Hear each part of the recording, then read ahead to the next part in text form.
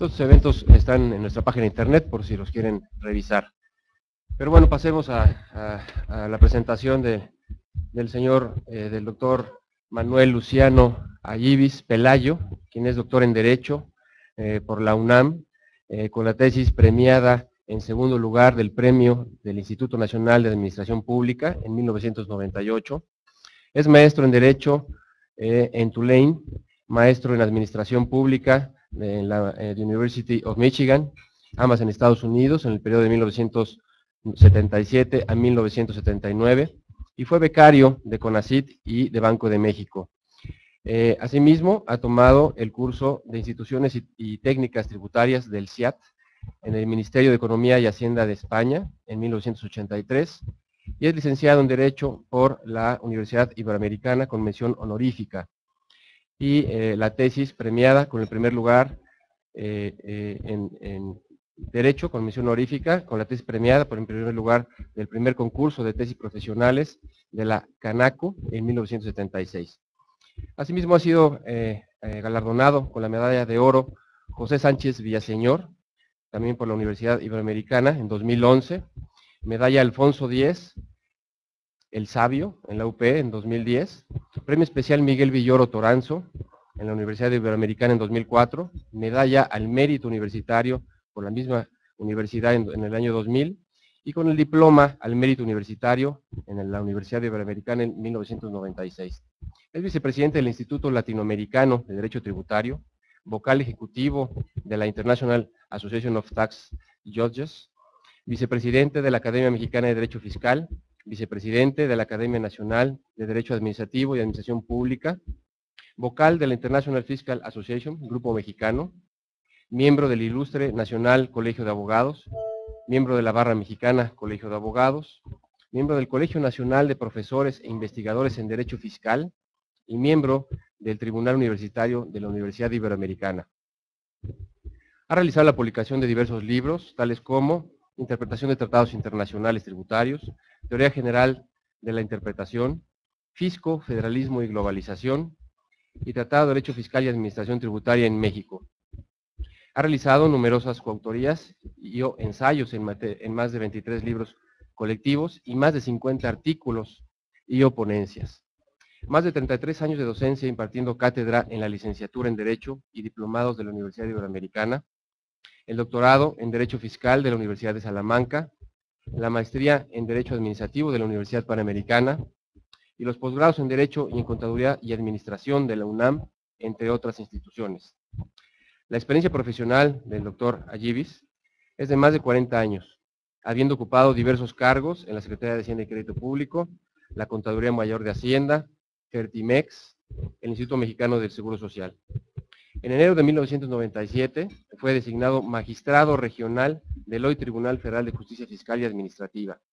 Fue presidente de la tercera Sala Regional Metropolitana en 1998 y en el año de 2002. En septiembre de 2002 fue promovido a la Sala Superior y fue presidente de la segunda sección en 2004 y presidente de la primera sección en 2007. El 28 de octubre de 2008 fue nombrado para un nuevo periodo de 15 años como magistrado de la Sala Superior y fue presidente de la primera sección en 2011. Magistrado Ayibis, gracias por tu visita y adelante por favor. Gracias. Muy buenos días a todos ustedes. Primero que nada, quisiera agradecer a Ricardo, a Federico y muy especialmente a doña Rocío esta invitación para estar con ustedes. No es la primera vez que he tenido el honor de presentarme ante esta organización tan importante para el derecho en México. Trataré de, bueno, primero que nada, gracias por la presentación. Eso no es sino cuestión de la edad, no es otra cosa. Es, por lo que veo, prácticamente todos aquí son más jóvenes que yo, entonces me puedo dar estos lujos. Voy a hablarles de un tema que a mí me parece uno de los más importantes respecto de los cuales tenemos competencia en el tribunal. ¿Le pudieran subir al micrófono, por favor? De los cuales tenemos competencia en el Tribunal Federal de Justicia Fiscal y Administrativa. Como todos ustedes saben, tenemos competencia en la sala superior para conocer de los juicios que se promueven contra resoluciones definitivas, lo dice textual, actos administrativos y procedimientos que se fundan en un tratado o acuerdo internacional para evitar la doble tributación, o en materia comercial también, ambos tratados suscritos por México, cualquiera de ellos. O cuando el demandante haga valer conceptos de impugnación, como concepto de impugnación que no se haya aplicado en su favor algún tratado comercial o tratado para evitar la doble tributación. Como todos ustedes saben, la instrucción del juicio se lleva a cabo en las salas regionales y la decisión se lleva a cabo en cualquiera de las secciones de la sala superior. Esto nos lleva, por principio de cuentas, quisiera, si me lo permiten, sabiendo que estoy frente a expertos, no quiero venir a contarle cuentos a Walt Disney ni nada por el estilo, pero tengo que iniciar por dar algún pequeño antecedente del tema que estemos tratando para una o dos personas que no se dediquen específicamente a materia de internacional tributario. Como ustedes saben, todo aquel que vende un producto o presta un servicio en un país extranjero está sujeto a la potestad tributaria de ese país, pero está sujeto tanto a la potestad tributaria del país de la fuente como a la potestad tributaria del país del que es residente. Esto puede dar lugar, como resulta obvio con lo que acabamos de decir, a que se pague el impuesto dos veces por una misma operación. Este fenómeno, como todos sabemos, es llamado doble tributación internacional. Es decir, cuando sobre un mismo ingreso o transacción existe la obligación de pagar impuestos en dos o más países, estamos frente a una doble tributación internacional. Esta doble tributación internacional se causa porque no todos los países siguen los mismos criterios, sea gravar la fuente o gravar a la residencia o aún, como lo sabemos en el caso de los Estados Unidos, gravar tomando en cuenta a la nacionalidad. Pero también puede ser que esto se genere porque aún siguiendo el mismo principio, se utilice una diferente definición de cada uno de los principios. Todo esto genera doble tributación. ¿Y cuáles son los efectos de la doble tributación? Bueno, son evidentes y frente a expertos no quisiera abundar, esto ante personas que no tienen experiencia en la materia, pues sí me daría para hablar y hablar y hablar y hablar. Los efectos perniciosos de la doble tributación son evidentes en materia de seguridad jurídica, son evidentes en materia de obstaculizar las inversiones extranjeras, son evidentes en materia de obstaculizar las transacciones internacionales, son evidentes respecto de generar problemas de transacción, son evidentes en muchas materias, aún para la transferencia de tecnología. Esta organización tiene muchos expertos en materia de transferencia de tecnología, todos me podrán, o de propiedad intelectual, todos se podrán dar cuenta del problema que la doble tributación puede generar en una adecuada transmisión de capitales o de tecnología. Bueno, los países han tendido a solucionar la doble tributación a través de medidas unilaterales, por ejemplo, el sexto de la ley de renta de nosotros, o, que es lo más común, solucionarlo a través de tratados. Recurren entonces a los convenios para evitar la doble tributación. Yo no vengo a hablar de doble tributación, vengo a hablar de cómo interpretar tratados internacionales para evitar la doble tributación. Por cierto, que lo que vamos a decir respecto de tratados para evitar la doble tributación o de tratados internacionales tributarios en materia de interpretación puede ser aplicado en un 90% a cualquier tratado. Entonces, para aquellos que no se dedican al tributario, pues esto se aplica para tratados de derechos humanos, pues se aplica para todo tipo de tratados. De hecho, al final trataré, si el tiempo me lo permite y su paciencia así lo determina, de hablar un poco del control difuso que estamos llevando a cabo de la constitucionalidad y la convencionalidad en el Tribunal Federal de Justicia Fiscal Administrativa. Por eso también les ruego sean benignos conmigo en cuanto a que no, por cuestión de tiempo, no puedo profundizar como si esto fuera una clase. Esto es simplemente una mera charla sobre cómo se interpretan tratados internacionales tributarios. Voy a iniciar comentando lo siguiente. El tema, aunque parecería ya superado, está lejos de estar superado, De hecho, el año pasado me tocó estar en 3 foros internacionales, me tocó participar en un panel en la International Association of Tax Judges, en el cual compartí este panel con el abogado general de Holanda, el abogado general de la Suprema Corte de Holanda, Peter Batel, que es uno de los grandes expertos en materia internacional tributario, con ¿cómo se llama? Wim Bingen, con Wim Bingen, que es el director del International Bureau of Fiscal Documentation, y con un juez que se llama Bianco, es un equivalente al un miembro del Consejo de la Judicatura de Brasil, con un miembro del Tribunal Supremo de España, que es el juez Garzón, y todos ellos llegamos a una conclusión que ahorita comentaré al respecto. Lo mismo me tocó estar en Boston compartiendo panel con Philippe Martin, que es el vicepresidente del Consejo de Estado francés, con Frank Engelen, que es un juez holandés que es autor de un libro, como seguramente ustedes saben, es el que más se vende, sobre interpretación de tratados tributarios, con René Matteotti, que es un juez, que es un académico suizo, y con Shefali Yukoraida, que es una hindú, todos respecto a lo mismo, te voy a decir para qué tanto hablar, y también en Santiago de Compostela, en septiembre del año pasado, se celebró celebraron las jornadas del Instituto Latinoamericano de Derecho Tributario. Gentes del nivel de Pascual Pistone, de Aurora Rives, de Fernando Serrano Antón y de César García Novoa, que son de los tributaristas más importantes de habla hispana. Pascual Pistone es italiano, no es de habla hispana, aunque habla español. Todos llegamos a una conclusión de cuál es el problema. ¿Cuál es el problema que tenemos con los, y es general, con los convenios para evitar la doble tributación? Desde 1993 que se celebró ese congreso de la IFA en San Francisco, creo que fue, en el cual se discutió, bueno, cómo se interpretan los tratados tributarios, cómo se aplican los tratados tributarios. Surgieron una serie de dudas que son las que iremos hablando durante el transcurso de este panel. Primordialmente también, ¿qué papel juega el derecho nacional en la interpretación de tratados internacionales tributarios?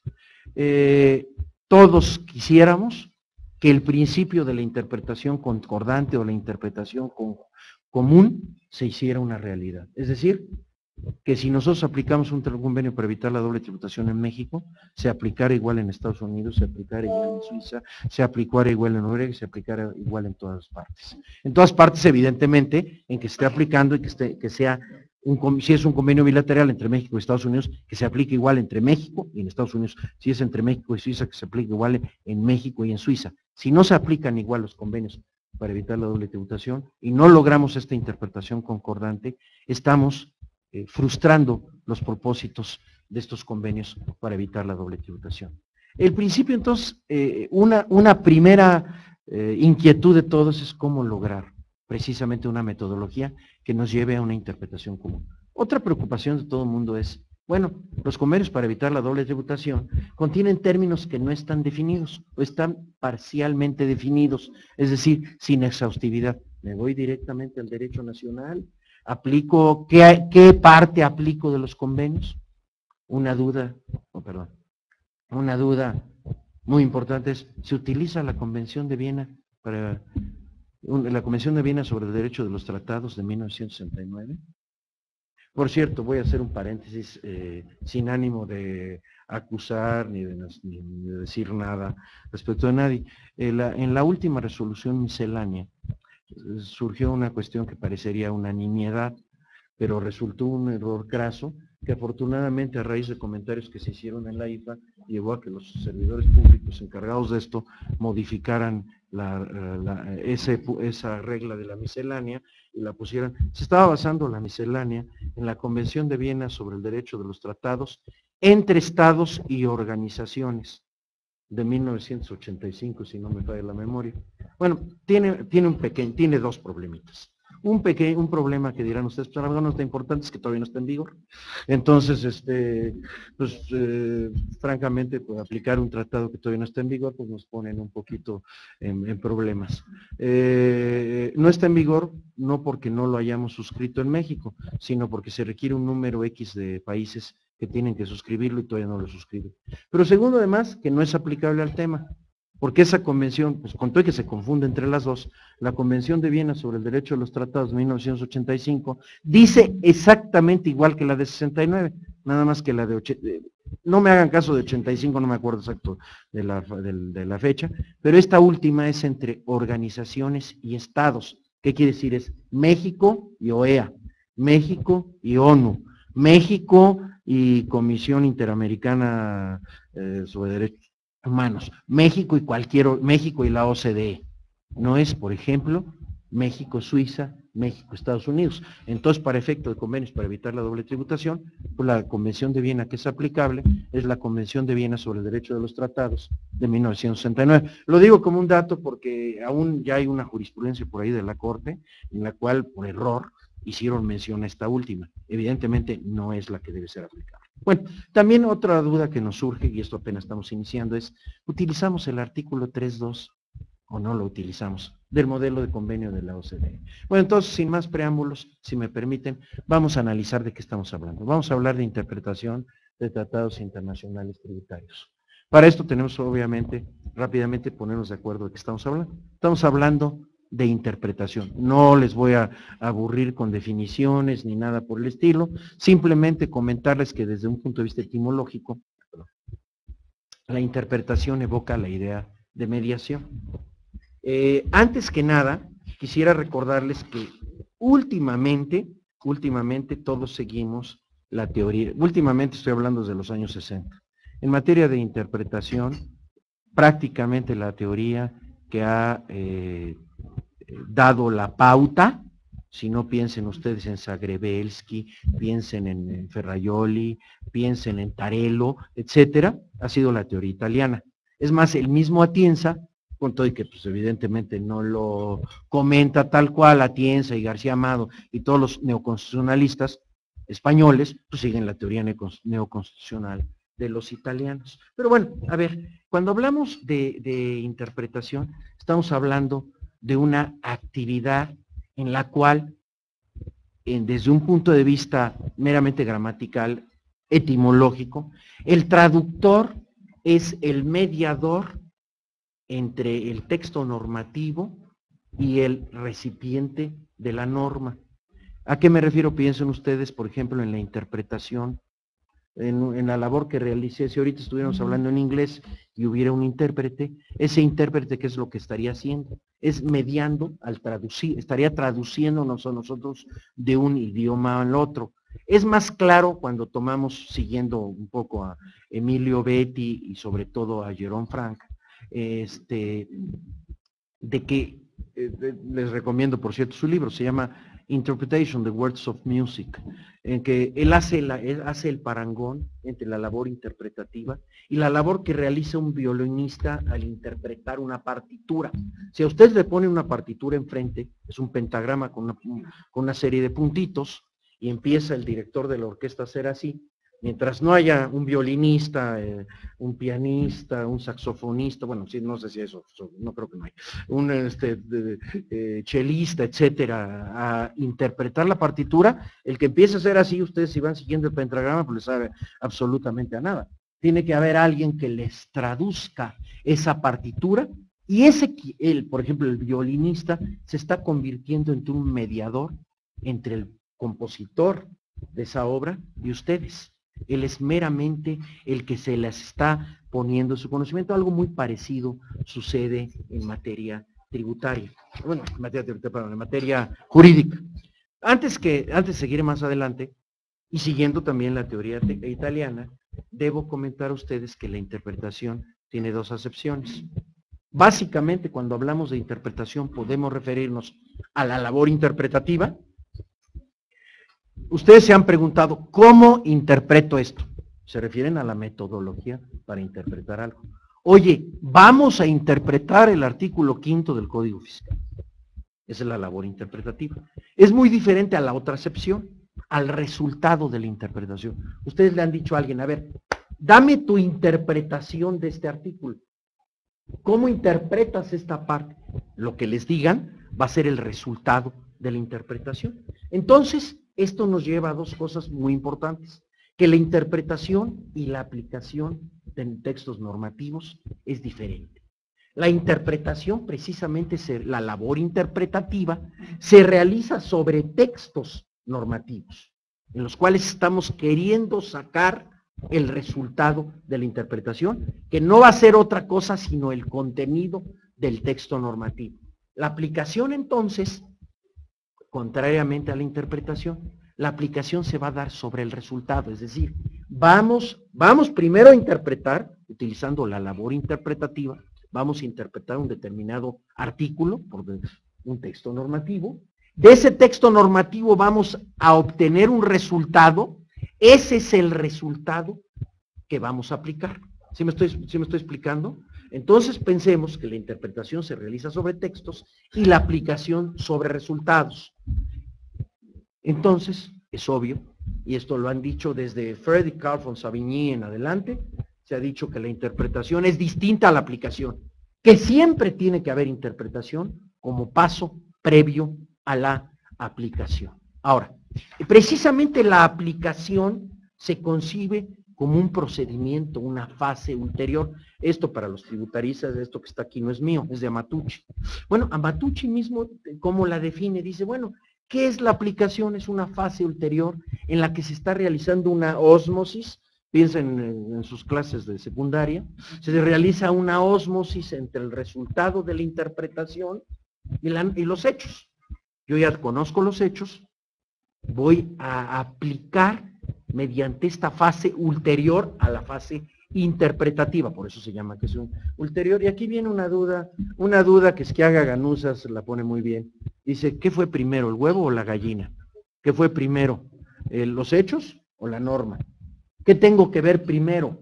¿Qué tengo que analizar primero? ¿Los hechos o la norma? Este autor sudamericano, Krause Murguiondo, dice, bueno, es que lo que es un proceso que es de ida y vuelta. Yo lo primero que hago, por cierto, es lo primero que hace él, no es que necesariamente sea lo primero que hacemos. Ahorita les voy a decir qué es lo primero que hago yo, y seguramente voy a coincidir con algunos, pero ustedes dicen, no, yo empiezo al revés. Bueno, cada quien tiene derecho de empezar como sea, por eso se trata de un proceso que él llama de ida y vuelta, yo lo califico como revolvente, porque no es que sea así, sino que siempre es circular. ¿Por qué? Porque lo primero que él dice, yo lo primero que hago es ubico los hechos para aplicarlos, pero también analizo esos hechos, y entonces me pongo a ver qué normas son. Esto de ver qué normas son, Atienza lo llama como un problema de relevancia, ver cuál es la norma que es relevante para el caso concreto. Bueno, pero entonces dice, bueno, entonces eso me lleva a la norma, y entonces estoy en un proceso de ¿qué hago? ¿Interpreto una norma y luego veo los hechos? Bueno, cada quien hágalo como quiera. El caso es que, por ejemplo, a mí me llega un expediente y lo primero que hago es leer de qué se trata el caso, porque ni modo que adivine. Esto es un asunto del artículo 215 de la ley de renta. A ver, ¿y cómo por qué o qué estás diciendo eso? Bueno, primero veo los hechos, analizo los hechos y ahí me quedo. Entonces, más o menos pondero cuál va a ser la norma que es aplicable, la que es relevante para el caso concreto, y en ese caso, entonces, ¿qué hago? Entonces ya interpreto ese precepto. Una vez que tengo ese precepto, lo aplico y ya mediante un simple silogismo, lo aplico al caso concreto. Y aquí tenemos otro problema al hablar ya de la relevancia. ¿De qué norma es la relevante para el caso concreto? Y es un problema que para internacional tributario es muy importante. El problema de calificación. La calificación es el procedimiento, como viene aquí, que nos permite determinar cuáles son los hechos realizados para subsumirlo en una categoría general contemplada por el texto y poderle aplicar la norma. Esquiaga nos dice que aplicación es determinar si los hechos coinciden con lo definido en el supuesto de hecho.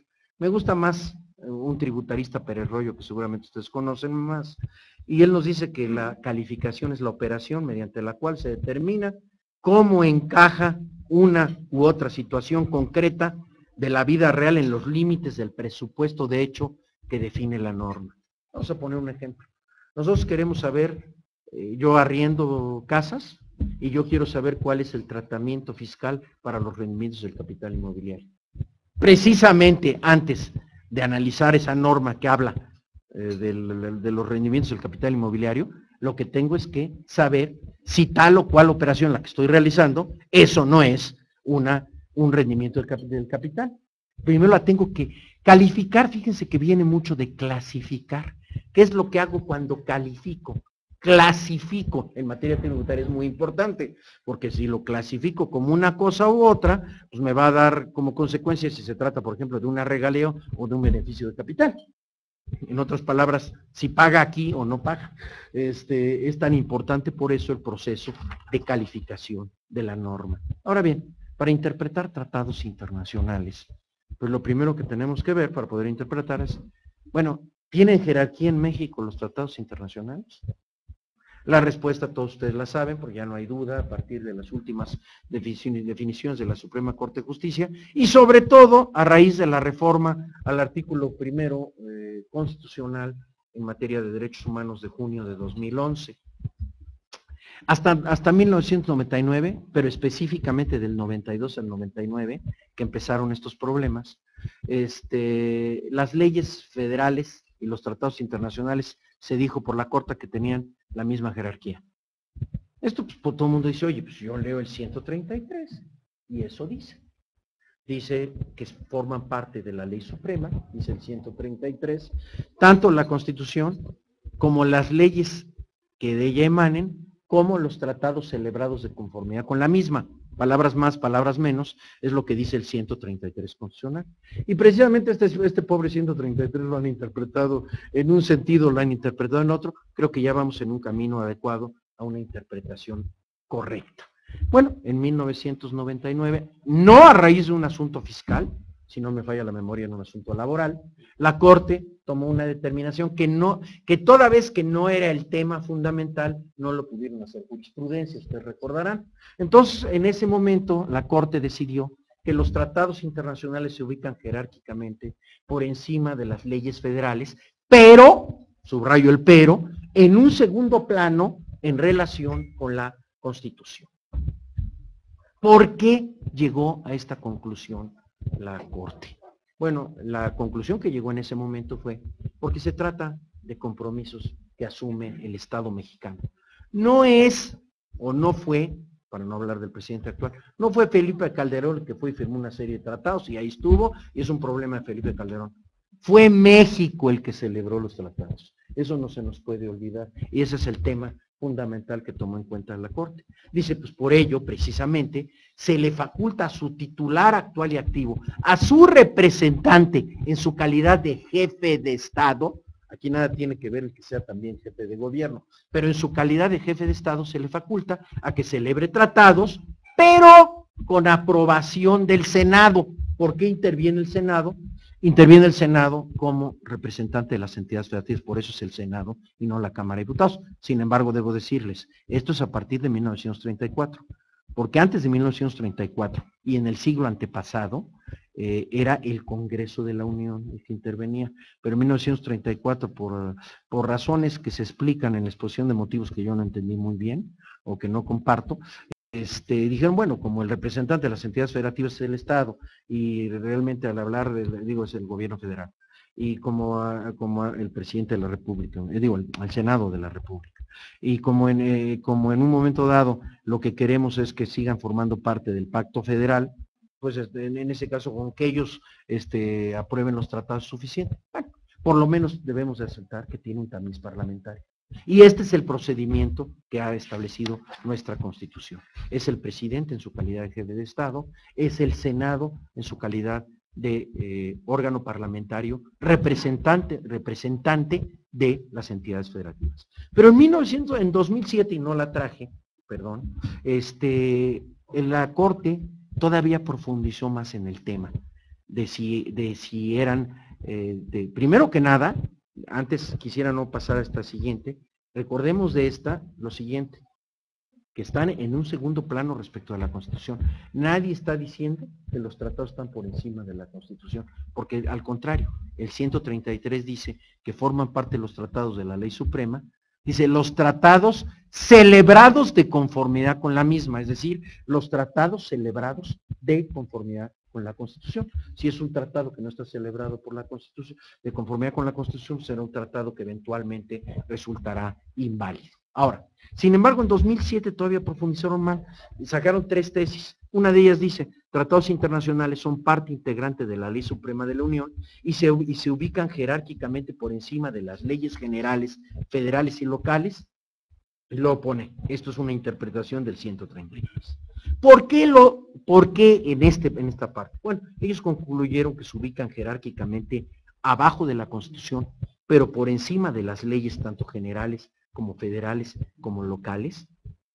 Por cierto, utilizaron más la clasificación que utiliza Elisur Arteaga, en lugar de haber utilizado la de Tena Ramírez, que era la que nosotros conocíamos de leyes secundarias, etcétera. Pero pues todos entendemos de qué están hablando ellos. Sí, ahí lo dice. Y si no, ahí está la ejecutoria y lo dice muy claramente. Bueno, pero dicen, ¿por qué?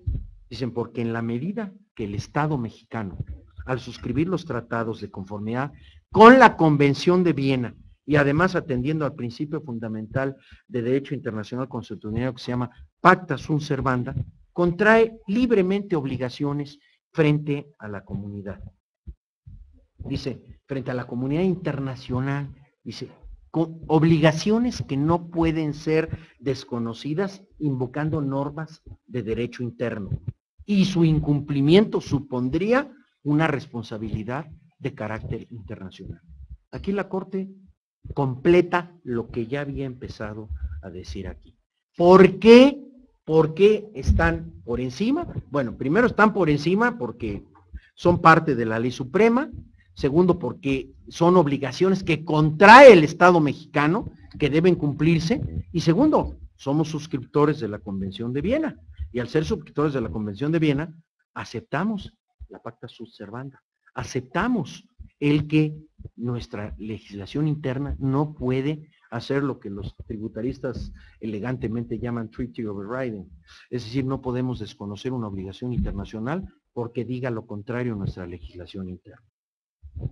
Ahora, la interpretación, quiero recordar, porque estamos entrando ya a interpretación internacional, la interpretación es un arte, no es una ciencia, hay que tenerlo. Aun cuando tratemos de dar recetas de cocina de 1, 2, 3, 4, evidentemente, como todo arte, tiene elementos que hay que ponderar un poco mejor y no podemos hablar como que no todo es blanco y negro, hay tonos de grises.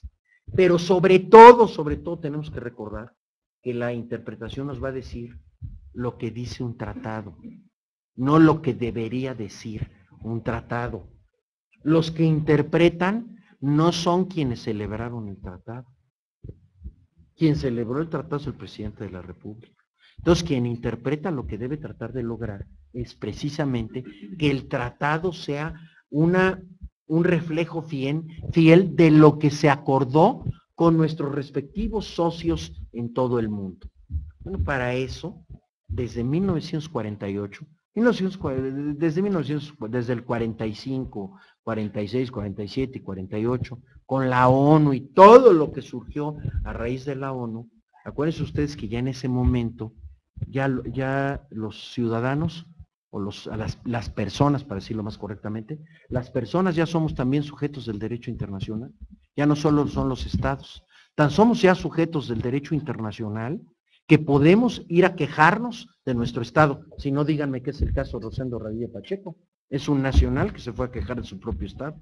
Ya los ciudadanos, las personas como titulares de derechos humanos, somos también sujetos del derecho internacional. Pero una de las muchas cosas que surgen a mediados del siglo pasado fue que se empezó a desarrollar a través de la Comisión Internacional de Justicia, se empezó a redactar la Convención de Viena, que surge a la vida jurídica hasta 1969 y que entra en vigor hasta 1980.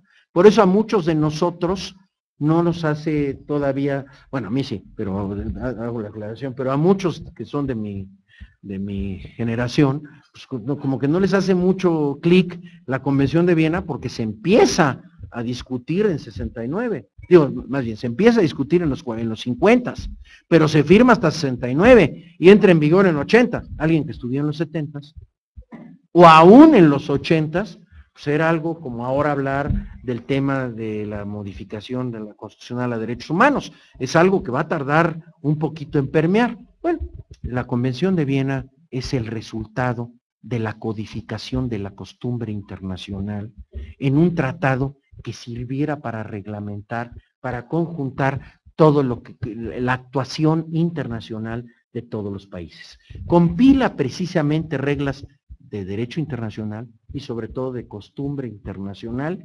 De hecho, hay quienes como García Novoa lo denominan a la Convención de Viena un tratado sobre los tratados. Esta Convención de Viena tiene una base fundamental que la encontramos en el artículo 26. El artículo 26 nos habla de la regla pacta sunt servanda y dice textual este 26, todo tratado en vigor obliga a las partes y debe ser cumplido por ellas de buena fe. Es un principio toral del derecho internacional. Antes de los 50 del siglo pasado, el derecho internacional era más bien una relación de fuerza. Cumplían las partes porque buscaban manera de obligarse unas a otras por la fuerza. Ahora se obligan a través del derecho. Y la regla fundamental es esta regla que viene desde el medioevo. Si queremos que los tratados funcionen, si queremos que los convenios internacionales funcionen, pues deben cumplirse. Si no se cumplen, pues evidentemente no va a haber derecho internacional.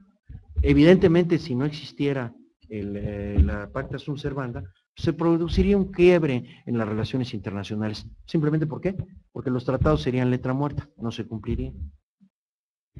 El complemento de esta regla pacta sunt servanda, de lo que comentábamos hace unos instantes, es el 27, que dice que una parte no puede invocar las disposiciones de su derecho interno como justificación para incumplir un tratado. El qué pasaría si una norma, si un tratado inconstitucional se celebrara, es decir, que se celebrara por alguien que no tiene facultades y todo, ahí tiene las mismas consecuencias, las podemos encontrar en la propia Convención de Viena sobre el derecho de los tratados. Pero no es el tema, nosotros venimos a hablar de cómo interpretar tratados internacionales. La regla general de cómo interpretar tratados internacionales la tenemos en el artículo 31, aunque no podemos analizar el 31, sino también vemos el 32 y el 33, que son los artículos que hablan, son los que de alguna manera conjuntan las reglas internacionales. De hecho, el 31 es el 31, el 32 y el 33 son una conjunción de las tres principales escuelas de interpretación de tratados internacionales. Una que se llama The Founding Fathers, pomposamente, porque sería lo que nosotros entendemos aquí como la teoría subjetiva o la teoría de la intención del legislador. Tenemos otra que se llama la teoría literal, que los tratados se interpretan en forma literal, que son más bien metodologías. Y por último tenemos la metodología o la escuela teleológica, que dice que se aplican tomando en cuenta el objeto y fin del tratado. Pues si ven ustedes, el artículo 31 conjunta todas las escuelas internacionales de interpretación. Inicia con esta frase: un tratado debe interpretarse de buena fe.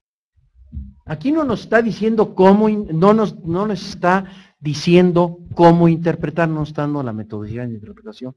Lo que nos está dando es la actitud que debe seguir el intérprete. La buena fe es una piedra angular también del derecho internacional. La buena fe, ¿qué quiere decir? La buena fe es algo contrario al engaño, es una conducta digna, honesta, es una disposición de ánimo que lleva a proceder leal y sinceramente. Según el diccionario Black, de términos jurídicos inglés, quiere decir abstenerse de tomar ventaja. Tiene dos sentidos. El sentido subjetivo, que es un criterio que se aplica al negociar un tratado. Al negociar un tratado debemos de tener un espíritu de lealtad, de intención recta, de sinceridad que debe predominar en los estados a nivel de conclusión de un tratado. Es decir, es el criterio que debe predominar para terminar o para celebrar un tratado a nivel de conclusión de un tratado. Y tenemos también que tiene un criterio objetivo. El criterio objetivo es el que se utiliza al aplicar el tratado. Es tan importante que los tratados los celebremos de buena fe como que los apliquemos de buena fe. Es más, si celebramos un tratado de buena fe y lo aplicamos de mala fe, pues no va a frustrarse obviamente el objetivo de ese tratado. Es el criterio que se utiliza en situaciones jurídicas que nacen a propósito precisamente de un tratado. La exigencia primordial de la buena fe, que es de equilibrio de intereses entre las partes firmantes. Aquí no se trata de que una parte le gane a la otra, sino otorgar preferencia a la interpretación que mejor se adecue a que se cumpla lo acordado por las partes, con esta exigencia de equilibrio de intereses entre los estados firmantes. Nada más como adicional a, sin que sea punto fundamental, debo comentar a ustedes que la buena fe no la podemos entender si no entendemos tres principios o subprincipios de la buena fe, que son el de aquiescencia, el de Stoppel y el de expectativas legítimas. El de aquiescencia nos dice que un acto no destinado deliberadamente a ratificar una transacción, algo no deliberado, pero cuando yo me abstengo de protestar contra una práctica consistente del otro, eso da la idea al otro de que esta es la forma de interpretar que debe tener. Si el otro consistentemente hace algo, yo lo acepto, y es más, al decirlo acepto es que estoy también tomando la parte que me toca, porque si todo fuera malo para mí, quiere decir que también estoy tomando algo bueno de esa forma de interpretación. Bueno, pues eso, de alguna manera, da la idea de que estoy de acuerdo. El Stoppel o impedimento es algo mucho más claro. Es la imposibilidad que tengo yo de admitir algo en contrario a lo que ya negué o afirmé antes. Si yo ya dije algo, si yo ya gané una determinada controversia, si yo ya logré una determinación determinada, no puedo cambiar mi posición.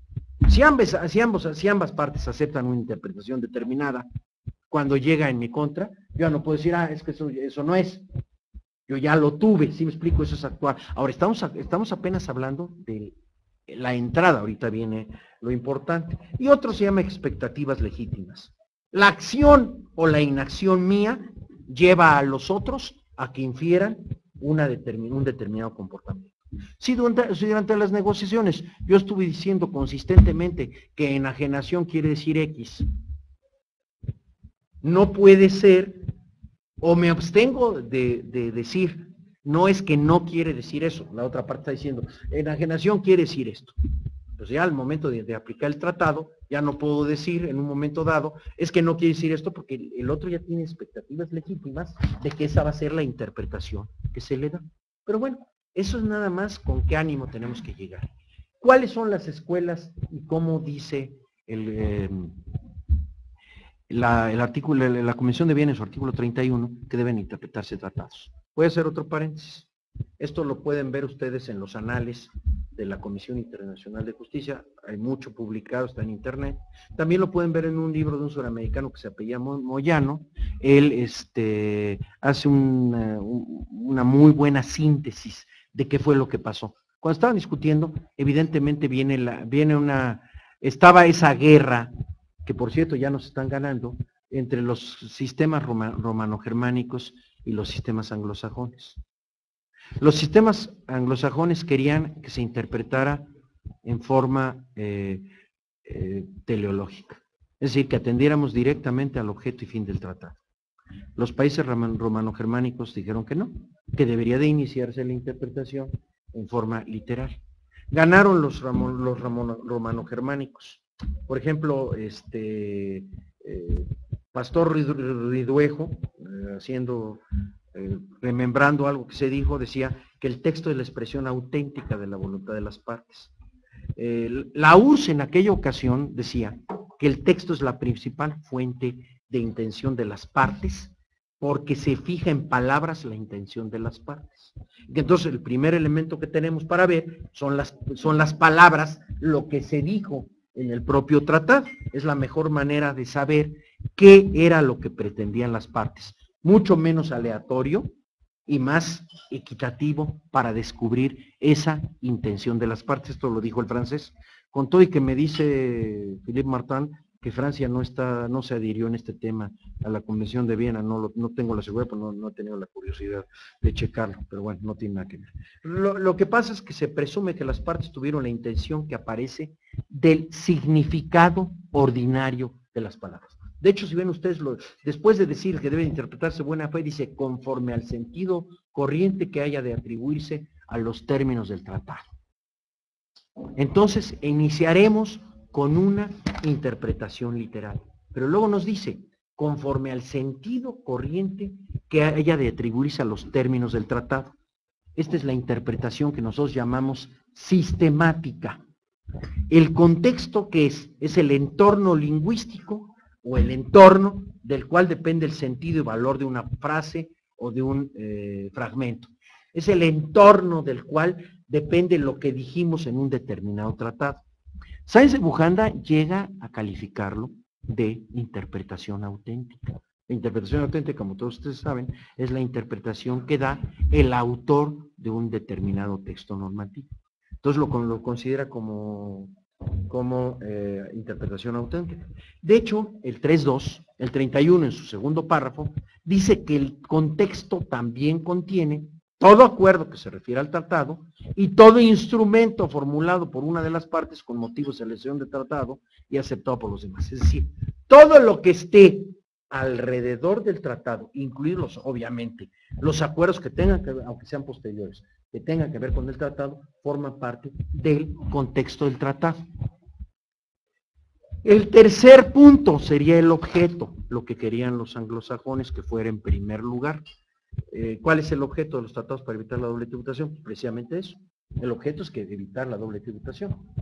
Pero ¿qué fin pretendes? Pues fines son muchos. Hay objetivos de bienestar social como mejorar la prosperidad de las naciones, incrementar la producción, remover más barreras al comercio internacional, proveer seguridad jurídica. Tenemos objetivos recaudatorios como preservar la base impositiva sin distorsiones, distribuir equitativamente la base impositiva entre los estados, prevenir la evasión, intercambiar información y como objetivos de relaciones internacionales, desarrollar las buenas relaciones, buscar las mejores soluciones a los problemas y un mecanismo de compromiso para atraer inversiones extranjeras. Ahora, sin embargo, no termina ahí la regla general. La regla general es que se toman en cuenta, junto con el contexto, todos los acuerdos ulteriores de las partes y todas las prácticas que hayan seguido las partes y toda forma pertinente. Según esto, entonces, estos son también vinculantes en materia internacional.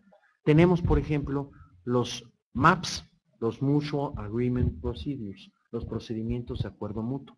Ahí viene la discusión. Bueno, ¿son vinculantes? Sí, nada más que nosotros aquí tenemos un problema, y muchos lo han dicho, que una cosa es quien celebra el tratado, y otra cosa es quien ejecuta el tratado.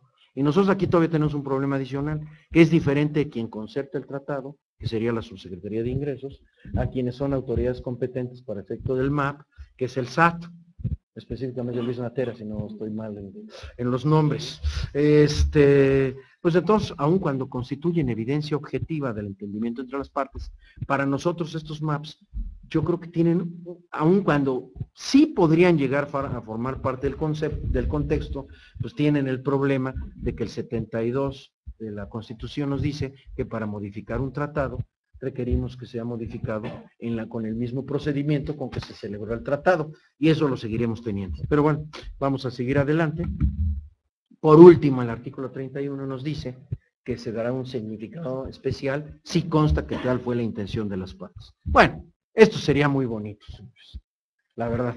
Ojalá tuviéramos un buen capítulo de definiciones, pero tristemente serían enormes los tratados. Si tuviéramos, entonces tenemos que basarnos en lo que tenemos. ¿Cómo interpretamos? Primero utilizamos el método literal. Por cierto, había la duda, y todavía la hay, les digo, todavía se discutió en Santiago, se discutió en Múnich, se discutió en Boston, si debería de ser secuencial o si debería de ser todo al mismo tiempo. Yo no entiendo cómo puedo irme a un método teleológico al mismo tiempo que irme al método literal.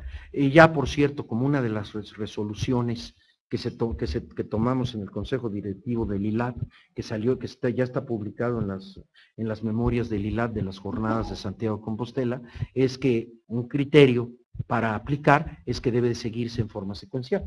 Además, es mucho más fácil. Primero me voy al método literal, si no es suficiente, utilizo el método sistemático, si no es suficiente, entonces sí me voy al objeto y fin del tratado. Ahora, también nos dice el 32, y eso siguiendo la escuela subjetiva, que hay que acudir a los medios de interpretación complementarios, como son los trabajos preparatorios. Aquí sí debo decirles a ustedes que el problema de los trabajos preparatorios es que si tuviéramos una especie de exposiciones de motivos como la tenemos de las leyes, sería más fácil. Pero el tema es que, a ver, ustedes han visto alguna vez publicadas las notas diplomáticas, las propuestas, nadie las conocen las partes y muchas veces son meras anotaciones que hacen a mano que ni siquiera están firmadas, pues entonces no podemos, tienen el problema, eso lo dice desde Fogel y lo dicen todos los especialistas en interpretación de tratados internacionales, que el problema de los trabajos preparatorios, además los trabajos preparatorios, hay que tener una cuestión, solo se deben de utilizar conforme al artículo 32 para confirmar un resultado de interpretación o para cuando el resultado al que llegamos sea manifiestamente ambiguo o oscuro o sea irrazonable. Si no es así, no es necesario que vayamos de ninguna manera a que lleguemos de ninguna forma a buscar los trabajos preparatorios. Aquí valdría la pena comentar, bueno, también que sigue un artículo, el 33, ese me permití no traerlo por cuestión de tiempo. El 33 habla del idioma aplicable. Eso, pues, con que lo lean ustedes es más que suficiente, no tiene gran dificultad. Bueno, nada más para comentar, no la voy a leer, la pueden ustedes copiar y búsquenla, para no perder tiempo en ello. La Suprema Corte de Justicia, en esta, que por cierto aquí se equivocaron, utilizaron otra convención de Viena, no la que era. Pero por lo menos lo que está aquí, está bien. Llegaron a la conclusión de que se debe aplicar. Los tratados se deben de interpretar utilizando los artículos 31 y 32 de la Convención de Viena y que se debe de aplicar en una forma secuencial. Ahora, tenemos otro elemento que nos puede ayudar a interpretar tratados internacionales, que son los comentarios al modelo de la OCDE. Los comentarios, como todos ustedes saben, creo que a partir del 77, por ejemplo, a partir del 77, la OCDE, como parte complementaria de su modelo, empezó a analizar cada parte del modelo, a emitir comentarios respecto de cada uno de los artículos, para ilustrar o interpretar sus exposiciones, como lo dice la introducción al modelo. Sin embargo, ha habido la duda de qué tan obligatorios son y de cuáles se deben de utilizar. Para esto, la Corte los está denominando como se denominan en derecho internacional. Está bien, no me gusta la traducción, pero pues vamos. En derecho internacional, este tipo de reglamentaciones se les llama soft law, como ustedes saben. La Corte lo tradujo como ley suave y aclara una cuestión. Aclara a la Corte que no tienen fuerza vinculante, pero son una excelente guía de interpretación. Lo único que me llama la atención respecto de esta tesis es que la Corte, por cierto, es la tesis del Pleno, la 36 del 2009, para los que quieran tomar el dato. La Corte nos dice, sin embargo, dice, si no lo utilizas, tienes que motivar y fundamentar por qué no lo utilizas. Ahí es donde creo que se fueron un poquito más, ya no fue simplemente una guía. Es una guía a la que tengo que atender si tengo razones para no atender. Vamos, utilizando un poco el criterio de la Suprema Corte de Justicia. Por cierto, ahora, aquí es donde viene una gran discusión en materia de interpretación de derecho de tratados internacionales, que es si utilizamos la aproximación estática o la aproximación dinámica o ambulatoria. La aproximación estática dice que hay que aplicar los comentarios al modelo que estén vigentes al momento de celebración del tratado. La interpretación dinámica dice que hay que aplicar los comentarios al modelo que estén vigentes al momento de aplicar el tratado. Evidentemente que eso hace una diferencia total, porque ¿quiénes son los que emiten los comentarios? es una comisión fiscal que está dentro de la OCDE. En otras palabras, es un club de fiscos que se ponen de acuerdo de cómo deben de negociar, pero luego se ponen de acuerdo también en cómo interpretar aquello que negociaron. Pero evidentemente aquí, por eso es importante esto, porque yo, mortal, en el momento de aplicar un tratado, que es lo que, o el momento de ver si voy a de tomar una decisión de negocios, de ver si quiero saber cuánto voy a pagar de impuestos, ¿qué es lo que tengo a la mano? Lo que tengo a la mano son los comentarios vigentes al momento de celebración del tratado. ¿Sí me estoy explicando? Los comentarios después, porque yo puedo hacer tomar una decisión hoy que se va a ver por las autoridades dentro de 3 años. Ya puede ser que dentro de 2 salga una interpretación que vaya totalmente en contrario. Tan es así que Fogel mismo dice, mire, podríamos utilizar la interpretación dinámica siempre y cuando las modificaciones sean meramente gramaticales y no me cambien la esencia de lo negociado. Obviamente también cuando aplicamos los comentarios. Los comentarios los podremos aplicar cuando haya un artículo que sea idéntico al modelo, porque hay artículos que los negociamos fuera, no sé si me explico, con otro derrotero, entonces eso evidentemente a ellos no les es aplicable los comentarios al modelo. Ahora, es la principal fuente secundaria con que contamos, pero no son convenios, eso lo tenemos que tener muy claro. Tenemos otra fuente que era a la que quería yo llegar, que es el artículo 3.2 del modelo de convenio de la OCDE, que por cierto está reproducida íntegramente en cualquiera de nuestros tratados, entonces lo podemos tomar como una legislación a la que tenemos que atender. Lo que nos dice el 3.2 del tratado es que cuando estemos aplicando el tratado, cualquier término no definido, y lo que nos saca de contexto es esto, a menos que de su contexto se infiera una interpretación diferente, tendrá el significado que le atribuye a la legislación de ese Estado relativa a impuestos, empezando por la legislación tributaria. Aquí nos lleva entonces en un momento a preguntarnos lo siguiente. Primero, si el convenio para evitar la doble tributación nos da la solución, tomémosla. Ya no ¿para qué vamos al convenio? Si digo los comentarios, si el propio convenio nos está dando la solución. Ahora, si esa solución es diferente a la legislación interna, mala noche o mala tarde. ¿Por qué? Porque se tiene que aplicar lo que dice el convenio, no lo que dice la legislación interna, a menos que fuera la Constitución, en cuyo caso entraríamos en un problema distinto, porque México tendría que denunciar el tratado y tendría que salirse del mismo. Ahora, pero si dice algo diferente a la legislación, pues eso fue lo que acordaron. Punto, tenemos que atender a eso, si no, imagínense el problema de seguridad jurídica. Oye, es que fíjate que la legislación nuestra dice lo contrario, pues qué pena. A lo que atendemos es lo que dice el convenio. Ahora, solo cuando hay un término no definido, es cuando vamos a acudir a la Lex Fori. Y si hay un término no definido, acudiremos a la Lex Fori, primero empezando por la legislación tributaria. Si por ejemplo, en el caso de regalías, muchas veces tenemos que atender también a la legislación de propiedad intelectual. ¿Por qué? Porque en la legislación tributaria únicamente va a decir se graban regalías. Las relacionadas con derechos de autor, vamos a ver si eso es un derecho de autor o no, tendremos que acudir a la legislación de propiedad intelectual. Ahora, ¿vamos a utilizar siempre la Convención de Viena? Pues todos los foros internacionales han dicho sí. ¿En forma secuencial? Sí. ¿Implica algún riesgo el 3.2 que acabamos de ver? Claro que sí. Porque saben que para nosotros es más cómodo movernos en nuestras leyes. Entonces todo intérprete va a querer siempre caer al derecho interno. Debemos de buscar primero la solución en la norma internacional y luego irnos a la norma interna. Porque si no estaríamos frustrando las decisiones interpretativas. Ahora, vamos a utilizar el contexto. Bueno, primero tenemos que, ¿qué quiere decir cualquier término no definido? Que no definido de conformidad aplicando toda la secuencia de la Convención de Viena. Sin embargo, esto, se ve que lo redactaron en inglés, en francés primero, son los idiomas oficiales de la OCDE, y luego en español lo redactaron, olvidándose que existe la Convención de Viena. Esto debería saltar, porque el contexto ya lo vimos al aplicar la Convención de Viena, pero sí es una especie como de double test. un test posterior. Estamos buscando, a ver, tenemos un término, según yo, después de aplicarla, no definido, pero a ver, voy a ver otra vez el contexto, a ver si no estoy llegando a un resultado irrazonable.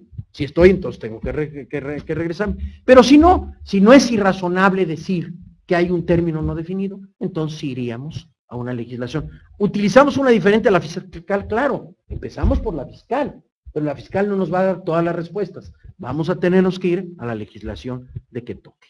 Bueno, todo lo demás ya lo hablamos. Eso me lleva a sugerirles, a proponerles un modelo de interpretación de tratados.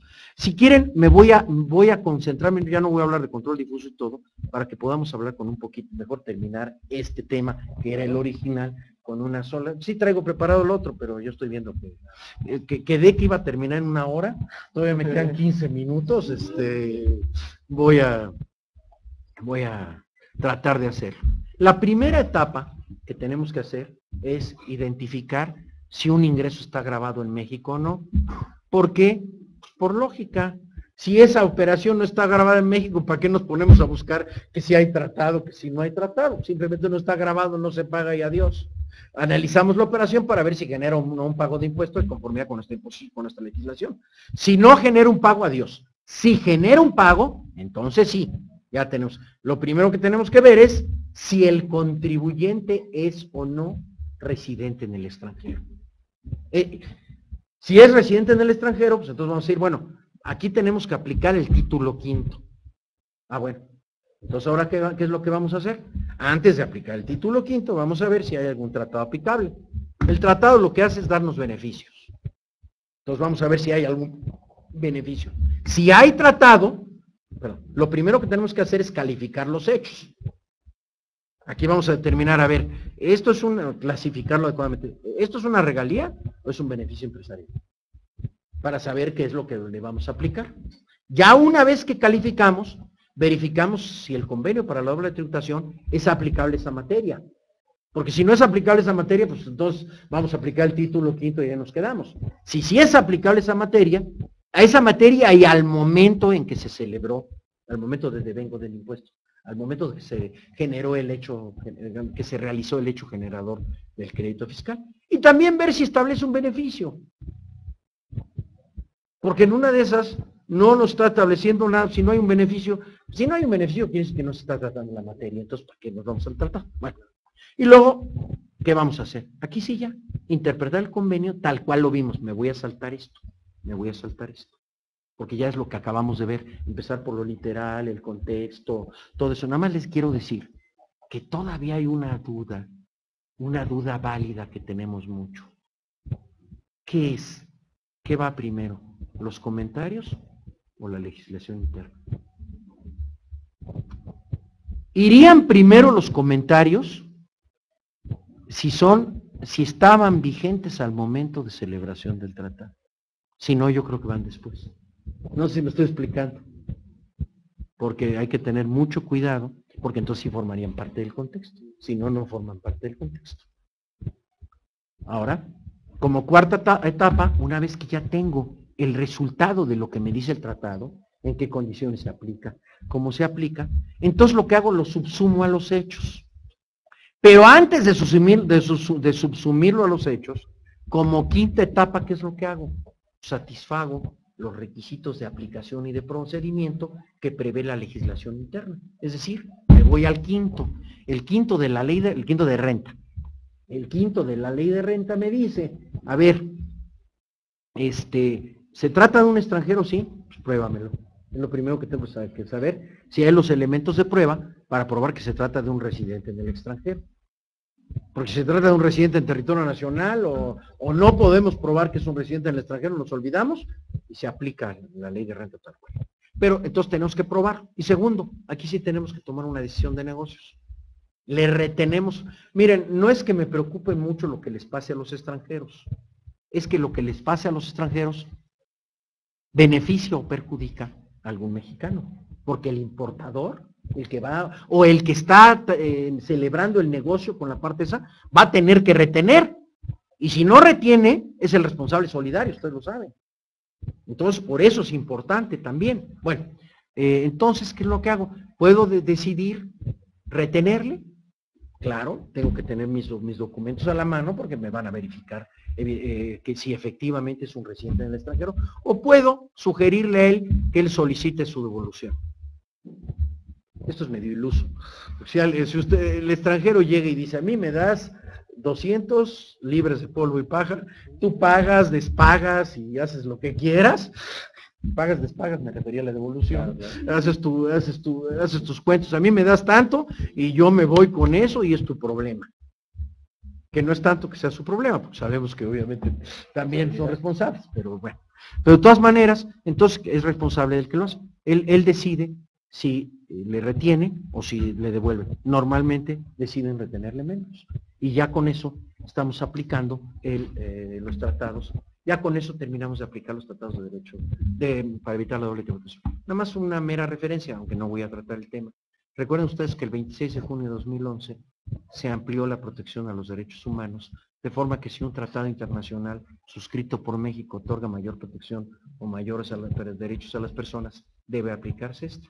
La idea central es que los derechos humanos adicionales a los reconocidos por la propia Constitución, pero reconocidos o protegidos de mejor manera en un tratado internacional, deben ser aplicados. Debo comentarles aquí, me va a decir, bueno, ¿a ti qué te importa esto si tú te dedicas al tributario? Hay muchos, pero les voy a leer respecto del Pacto de San José, la Convención Americana sobre Derechos Humanos. Trae una parte, en el artículo 8.1, si no me falla la memoria, es que dice que todos tienen derecho a ser oídos con todas las garantías para la determinación de los derechos y obligaciones correspondientes, y luego viene en el orden, porque se refiere a todas las materias, y dice textualmente en el orden fiscal.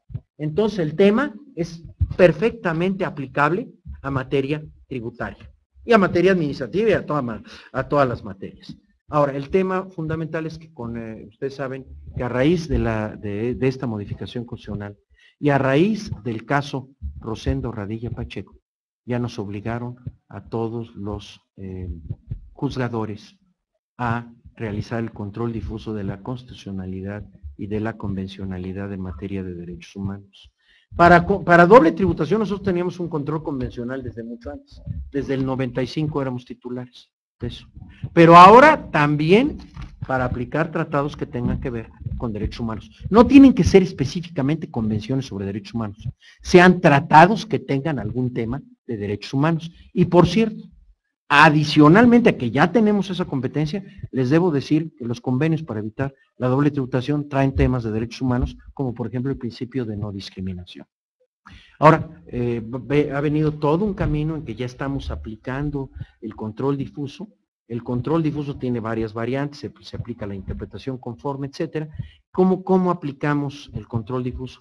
Lo aplicamos siguiendo la metodología que salió en el engrose del caso Rosendo Radilla Pacheco. Primero lo que hacemos es, aplicamos la interpretación conforme en sentido amplio, que es decir, es buscar la interpretación que esté acorde con los tratados, para efectos de qué, de no inaplicar la norma.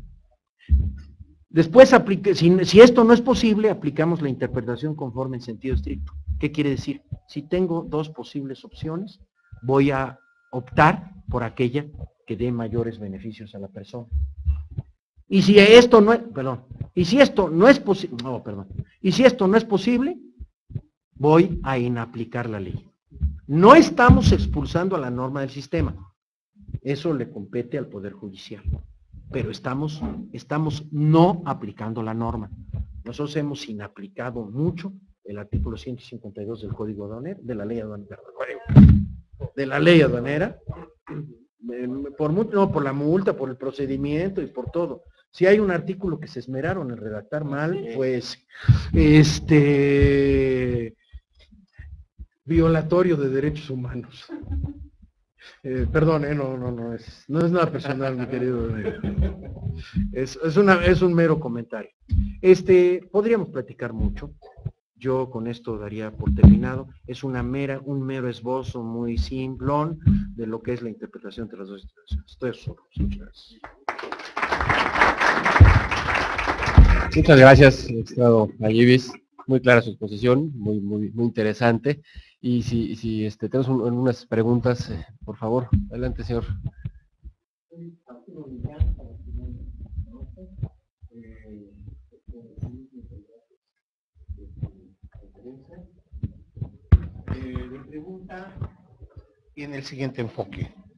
Mi pregunta tiene el siguiente enfoque.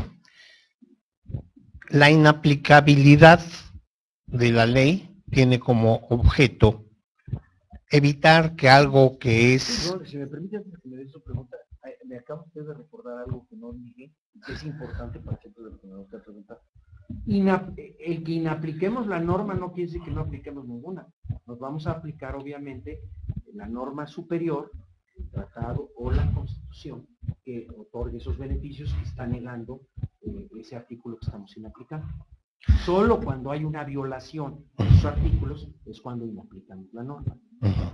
En el último caso que usted dijo, se creó, tengo entendido, para evitar que se arrastrara toda esta deficiencia, se fuera a segunda instancia, respetando el principio de definitividad, hasta llegar al amparo. Bueno. Perdón, pero la verdad es totalmente cierto lo que usted comenta. Y es lo que dicen, por ejemplo, Eduardo Ferrer Magregor, el que acaba de salir de consejero del IFE, maestro García Ramírez, todos ellos dicen, bueno, ¿qué caso tiene que tengamos que llegar hasta la comisión cuando lo podemos hacer desde el juez de primera instancia? Claro, ¿para qué? Claro. Eso era. Pero aquí está mi pregunta. Esas inaplicaciones, lógicamente, que tienen forma de impugnarse. Claro. Claro, tiene forma de impugnarse. Si le impugno, entonces va a pasar, vamos a decir, a segunda instancia. Si el juez de segunda instancia, el juzgador de segunda instancia, considera que estuvo bien inaplicada, la vuelvo a impugnar en el amparo. No, pero perdóneme. Usted no podría impugnar algo en el amparo que le beneficia. No va a tener interés para ello, no hay ni legítimo ni jurídico. Bueno, nada, ¿cómo? Estamos en el caso que me perjudica. ¿Mandé? Estamos en el caso que me perjudica. ¿En qué caso le podría perjudicar? Perdón, no. En general, cuando la aplicación de la ley me hubiera beneficiado. Bueno, en el momento que se inaplica me perjudica. Pido que no se inaplique, sino que se aplique. Si no me lo da el juez de primera instancia, voy al de segunda instancia. Si no me lo da, voy al amparo. Y aquí aterrizo mi pregunta. Entonces, se va a caer de lo que se quería escapar. Que la resolución final la va a tener el Poder Judicial. Pero déjame decirle, no quisiera ser necio yo, y me disculpa, pero sabe que es muy difícil que porque la inaplicación será para darle la razón a usted. Si ya le di la razón, va a ir usted con el colegiado y le va a decir, oye, es que me dio la razón, pero él me inaplicó, yo no quería que él inaplicara. Pero estoy hablando, doctor, y no quiero neciar, con eso ya termino mi pregunta. Estoy hablando de al que no le benefició. Beneficia uno, pero estoy poniendo el supuesto de al que no le benefició. Perdón, en materia tributaria, al que no le benefició es a la autoridad. Bueno. Y él sí no tiene, ella nada más tendría la revisión fiscal. Puede ser. Y si estuvo bien aplicado, y si estuvo bien inaplicado, ¿qué quiere decir? Que aplicamos directamente la norma.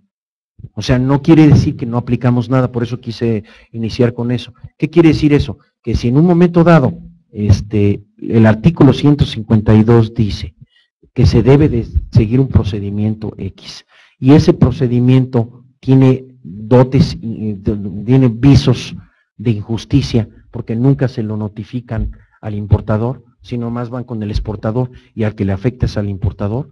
Nosotros inaplicamos el procedimiento.